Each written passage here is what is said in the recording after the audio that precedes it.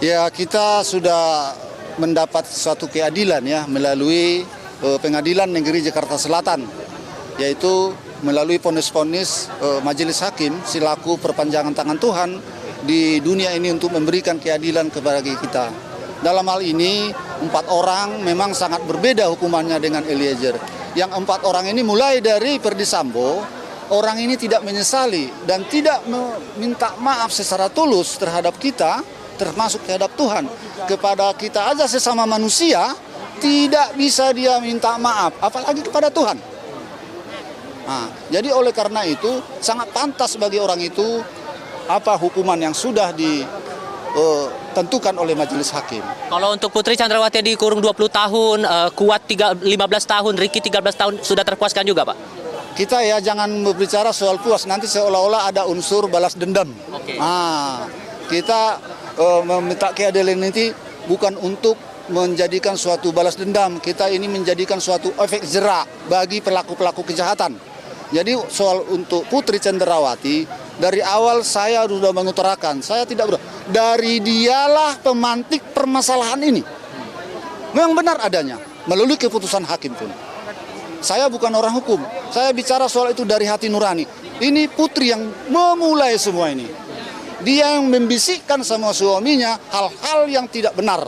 Suaminya tersulut emosi. Padahal dia seorang jenderal bintang 2, polisinya polisi. Seharusnya dia sangat berpikir arif. Dia seharusnya jadi contoh di tengah-tengah masyarakat dan di tengah-tengah polisian. Malah dia mengambil suatu kesimpulan yang begitu membahayakan nyawa orang lain. Oleh karena itu dia sudah menerima konsekuensinya. Si Putri inilah yang selalu berbelit-belit di persidangan. Kita sudah sama-sama menyaksikan, biar secara langsung, biar secara media sosial. Oke. Kalau untuk Richard Eliezer, tadi awalnya tuntutan dari jaksa 12 tahun, sekarang vonis 1 tahunan untuk dijalankan. Sudah cukup adil menurut Anda?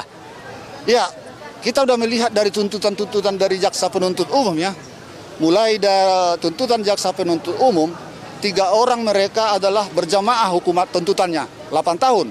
Ricky Rizal 8 tahun, Kuat Ma'ruf 8 tahun, Putri 8 tahun.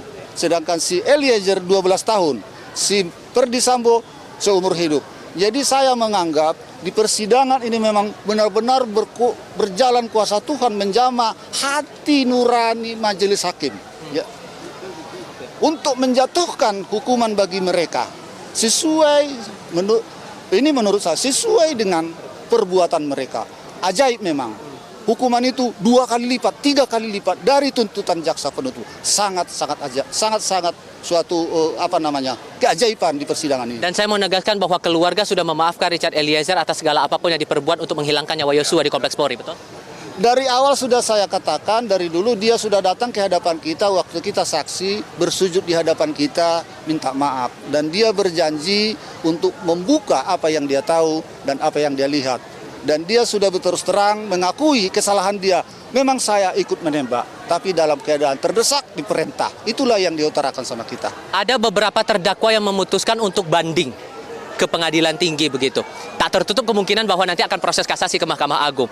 Entah akan ada perubahan nanti saat proses banding itu terjadi. Anda inginnya gimana Pak untuk para terdakwa yang mengajukan banding ini? Ya, jangankan seorang pembunuh ataupun terdakwa pembunuhan berencana ya, seorang maling ayam pun saya rasa pasti banding. Itu hak dari seorang terdakwa untuk banding, itu hak-hak dari terdakwa. Kita tidak bisa mencegat itu hak asasi itu. Kalau kita larang melanggar hak asasi manusia. Jadi dalam hal ini saya menghimbau kepada seluruh masyarakat Indonesia, termasuk terlebih kepada media. Mari kita sama-sama mengawal proses-proses hukum yang belum selesai ini. Ada lagi 3 tahapan lagi. Oke. Terakhir Pak, ini proses di peradilan tingkat pertama di pengadilan negeri sudah selesai. Maka keluarga besar almarhum Yosua untuk menatap masa depan, untuk menghadapi ke depannya, akan bagaimana Pak? Kita jangan melihat ke belakang dalam hidup. Kalau kita melihat ke belakang dalam hidup, kita nanti jadi jalan tempat, jalan menjalani hidup ini. Jadi masa depanlah yang kita lihat ke depan. Yang berlalu, biarlah berlalu. Jangan kita selalu melihat. Jadi dalam Alkitab ada dibilang, istri si Lot. Lantaran dia melihat ke belakang, ada suatu musibah yang akan datang bagi mereka dari perkampungannya. Dia selalu melihat ke belakang, wah tinggal hartaku, tinggal rumahku. Akhirnya dia jadi batu. Artinya di situ kita melihat ke depan. Jangan kita melihat ke belakang. Jadi nanti kita hidup hanya di hayalan. Baik. Artinya menerima semua proses yang ada di pengadilan negeri selama 3 hari belakang ini ya? Harus. Soalnya yang kita yakini dalam hidup ini, di atas bumi ini, termasuk di Indonesia, hakim itu adalah perpanjangan tangan Tuhan untuk memberikan suatu keadilan bagi kita umat manusia.